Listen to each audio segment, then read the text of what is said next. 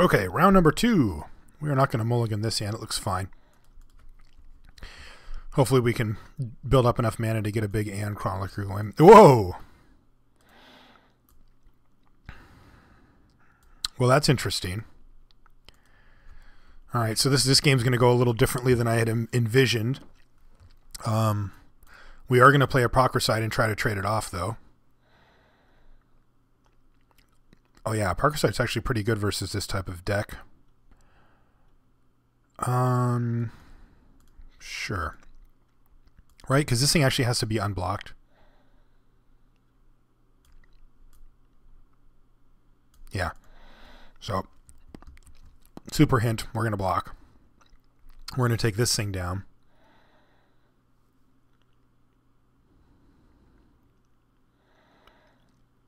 And we're going to try to make a bunch of mana. We're going to see what our draw step is, because we're probably just going to go Monolith Land go if he lets this happen. If not, we can play, if we draw another artifact, though, we can just run Metalworker out there and then make 4 mana with it and then cast our artifacts and go deep. But we'll see. I'm not sure if he's going to let me do this. I mean, if he uses a removal spell on Procrocite, which he just did, well... So I was going to say I don't mind that, except for that this particular removal spell also does 3 to us, so that's really bad news. But yeah, it looks like it's going to be Metalworker then. Ooh, a library.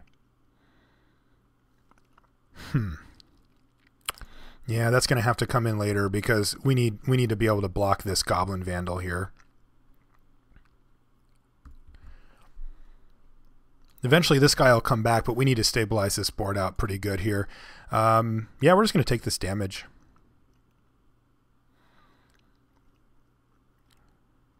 He's got Lingering Souls, but no flashback currently. That's actually pretty good for him.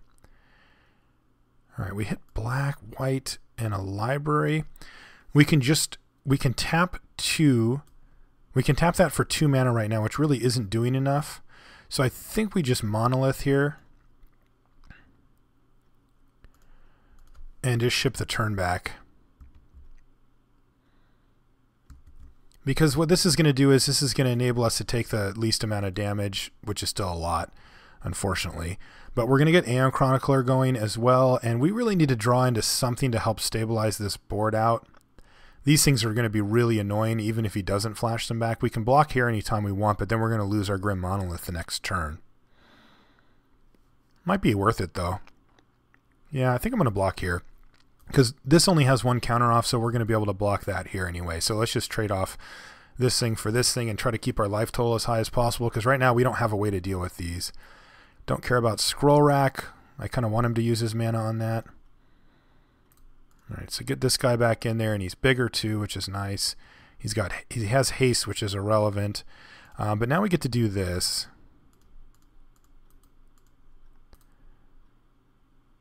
Just going to suspend him for a bunch. So he's not going to come back in for a long time, but we're going to get to draw 2 cards a turn while we take 2 damage in the air every single turn from these 2 spirits. And at this point, if his Goblin Vandal does get in for damage and kills our Grim Monolith, it's not like the end of the world. It's not fun times, but...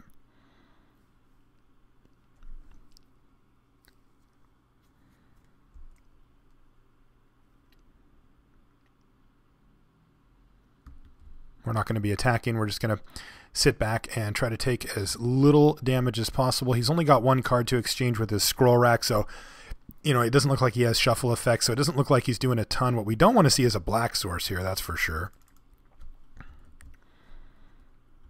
All right, so he's going to get in with his spirits. That's going to put us down to 7, and we're going to be in burn range pretty quickly here. So we have some very important draw steps coming up from our Aeon Chronicler. Also, we got to see what he plays here. He could place any number of good things.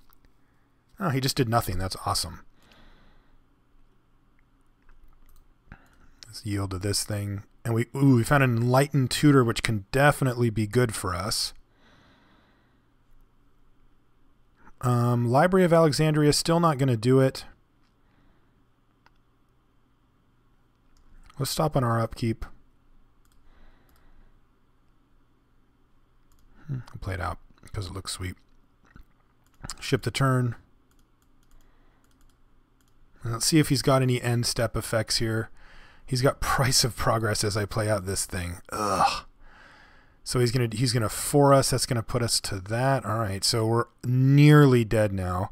I wish I knew that he had Price. I would have just played a basic, obviously. I played it just because it was a land in my hand, which is really lame. So let's see what he does here. I think we're gonna lose this game though.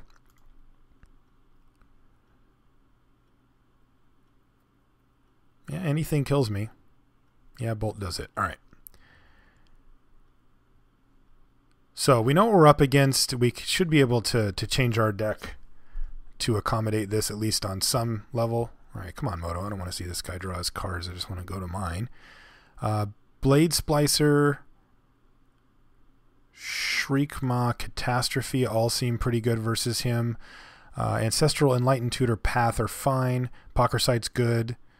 All these things are fine. Counterspell's even fine. Tanglewire, yeah. Shackles, definitely. Power Stone, let's see. Cryptic, yes.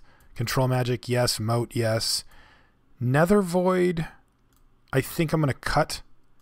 I think that hurts us more than it hurts him. He's got a lot of really cheap stuff, and it just slows us down a lot, so I think that's better.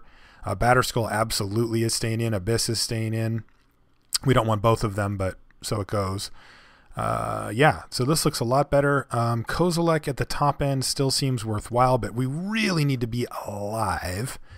I think I'm going to bring in Jushi as well. I just want as many creatures as I can get in here. Aeon Chronicler might be too slow. Yeah, let's cut Chronicler. I like Jushi better in this spot because he can trade for those early creatures that we saw. Yeah, so we can like tutor up Batterskull. Like we've definitely have options here, but we need to make a couple of more cuts. I like Tezzeret. We can gain life with Tezzeret, which is good. Control Magic seems pretty good versus him anyway. Just like stealing one of his spirit tokens there would have been fine. Like it makes him do something. That seems fine as well. Venser, pretty good. Not the best. Probably can cut a Metalworker. I kind of want the creature in this spot, but I guess I'll cut him.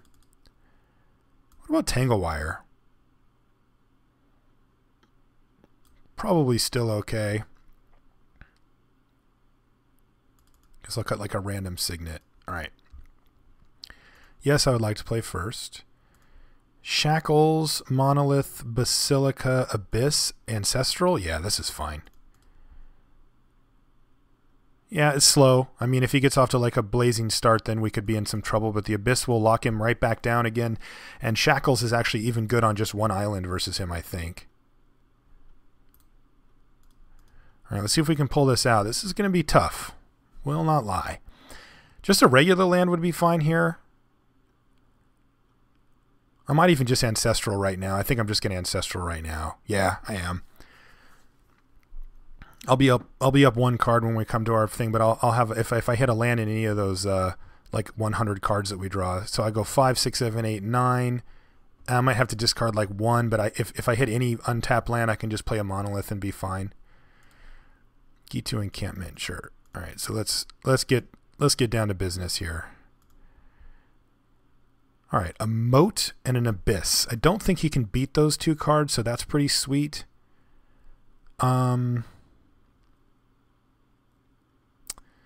But I don't want to discard, so I'm just going to play out Grim Monolith here. And maybe I'll just even run Shackles out there right now.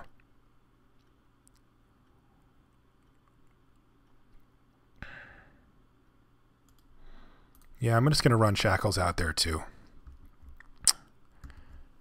I don't know if that's correct or not, because we do need to hit some colors here to be able to actually cast stuff next turn. All right, so this is actually fine, except for that I'd really like to leave Counter Magic up, but we have Shriekmaw for whatever he ends up playing, so I guess it's not bad. And I need to keep hitting my land drop, so we just have to do this. Yeah, I just have to do this. This lets us hit the Abyss next turn. And the Abyss should be really good versus him.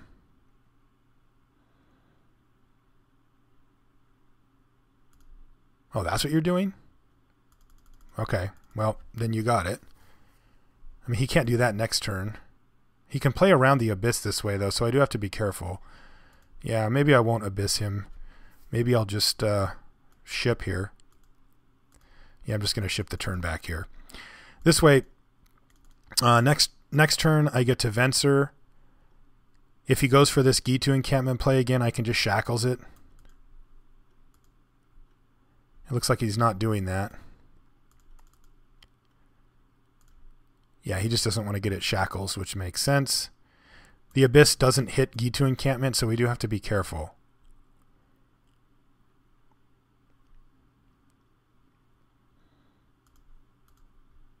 He's got a discard, so that's kind of sweet. All right, so we hit a Mox as well, which is pretty sweet. So 1, 2, 3, 4, 5. Oh, did I forget to untap? I can't remember how much mana. 1, 2. Yeah, I did. Ah, that's sloppy. I even thought about that before I shipped the turn, and then I still forgot. Oh well, nothing I can do about it now. So the question becomes, what do I want to do? I want to leave Counterspell up, probably. He's not really doing anything. I don't really have any reason to cast any spells, but getting Venser going seems nice.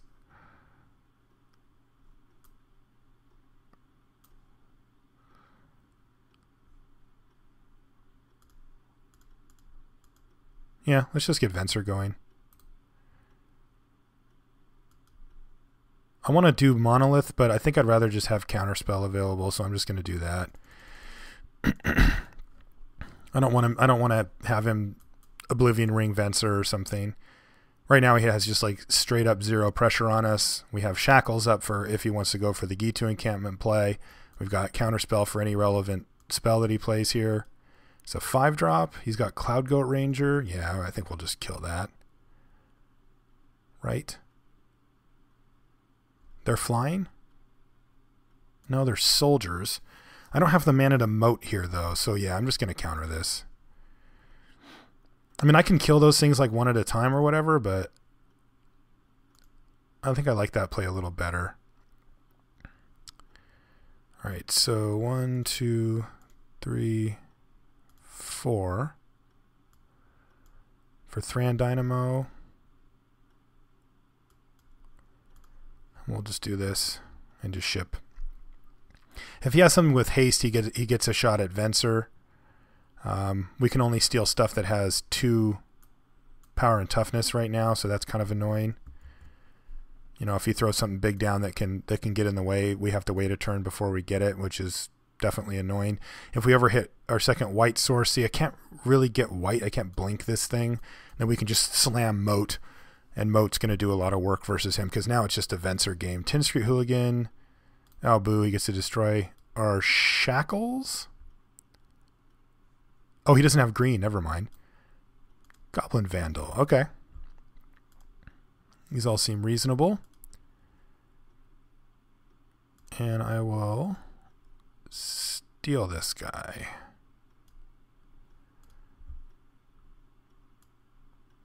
All right, let's see what we draw. No, I'm not going to untap that. Blade Splicer. All right, maybe we just beat him down here. I think we just beat him down. I don't really care about this thing. It can take out some fairly reasonable things, but nothing really amazing.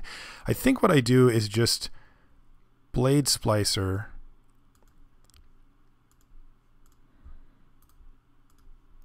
Blink him. I think I just fight here.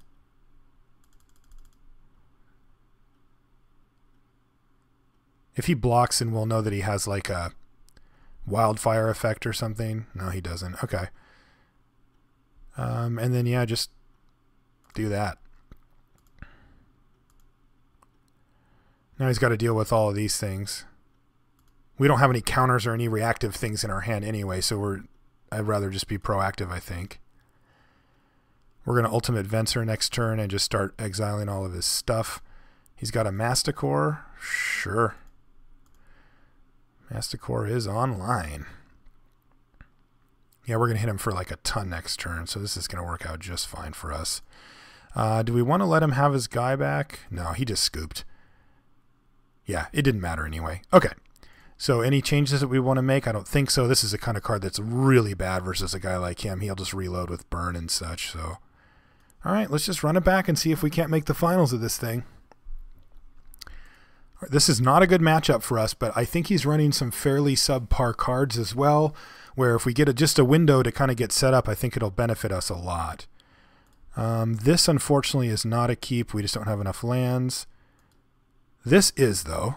This is actually sweet. We don't have any islands at all, which is like, speak of the devil, which would have been really lame. But now we get to Tangle Wire, and then we get to like Batterskull him.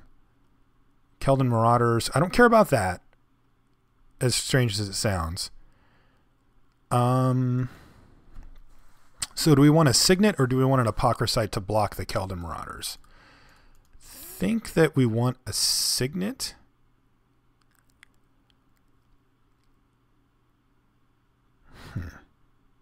Yeah, I think we want a Signet here. I don't like taking the hit here, but I think I'd actually rather have the Apocryphite back to block, like if he draws that cheap guy that gets in. Because if I chump here, then this thing's going to be gone forever. Yeah, see, like this is much better blocking this. Because this thing goes away anyway. And then we draw the Abyss. How do I not just cast the Abyss here?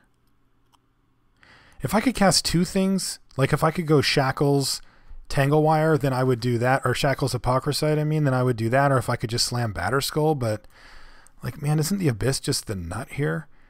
Maybe not. Maybe Apocryphite is. Maybe I just Apocryphite, because the Abyss will hit our Batterskull token. So it kind of means Batterskull doesn't do anything anymore, which is kind of bad. If I just play Apocryphite, this thing's going to die on his upkeep. It's going to ping us. We're going to be at 15, and then he can't even attack us. It seems fine.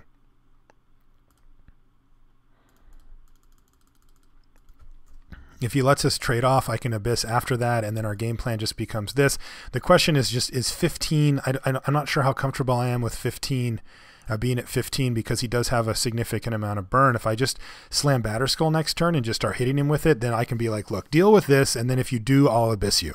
And if you don't, then you lose. So I think that's a better play. Like if I play the Abyss, he doesn't get to do any creatures for basically the rest of the game, but he does get to encampment us, which certainly matters. And we don't really have a way to go back up in life because of Batterskull, so I think this is better. If we ever hit an island, we can jack this. Or he's just going to run it right in there, and I'm happy to make this trade. Because this guy's going to come back. Let's see what he has as a follow-up play. Brimstone me. All right, yeah, see, he's just trying to burn me out here. So if we hit a land, yes. Whatever, then we do this. And if we get to connect with this Batterskull, like maybe even just one time, then I think we're going to be in pretty sweet position here. Masticore. Does this have first strike? Target creature. It has regeneration for 2, which he can't pay right now. I can't steal it with Shackles. It doesn't die to the Abyss. It's actually pretty good for him here, but I can trade it. I can attempt to make a trade here, which is kind of sweet. So let's do that. All right, so he takes it. So that's good. All right, so it regenerates, but he's got to he's got to discard a card every turn, but he can regenerate it, and he can start throwing damage around in terms of 1, 2, 3, 1, 2. Only 3 if he hits his land drop, which he can't really do anymore. So he can only do 2. That doesn't even do anything here. It just regenerates. If I play out Venser, it goes to 5. He can hit Venser, but then he takes another hit on the crackback. Or I can just Tangle Wire him. I'm just going to Tangle Wire him. Right? Just Tangle Wire. If I play Venser, what am I really doing? I'm not even doing anything. I'm just going to do this. This taps like tons of his stuff down. It means he's going to have a hard time even... yeah, I mean, Scroll Rack doesn't... I don't think it really helps him out. It's not. He can play 1 spell per turn anyway. At the beginning, the player taps an artifact. Yeah, I want it to go like that.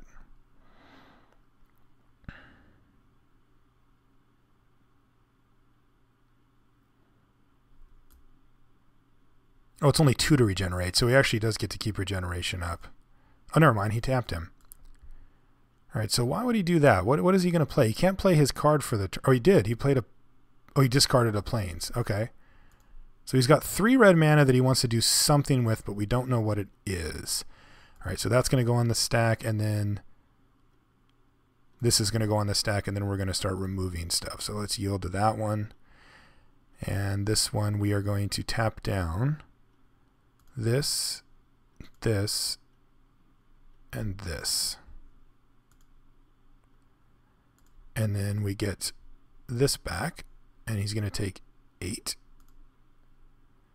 So it's a 2-turn clock. So let's hit him.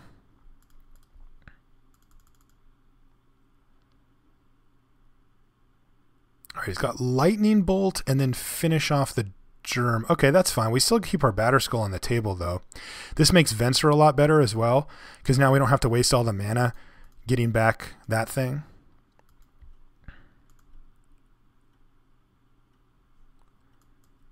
Fortunately, we can't cast him right now, so I think we just Shackles here. Doesn't do anything at the moment, but it could. Yeah, so next turn we're just gonna slam Venser. Is he gonna try to race us? No, because he can't really do that. All right, he just had to let it die. Because what we can do is we can just equip. Yeah, and he knew it. So I can just throw Batterskull on Apocryphite and hit him for 8 and gain 8, and then like all of his burn spells and all of his stuff doesn't matter anymore. And then like I don't think he has the ability to deal with an 8/8, you know, for that amount of mana. So, all right, that's sweet. We're in the finals, and yeah, we'll see you guys there.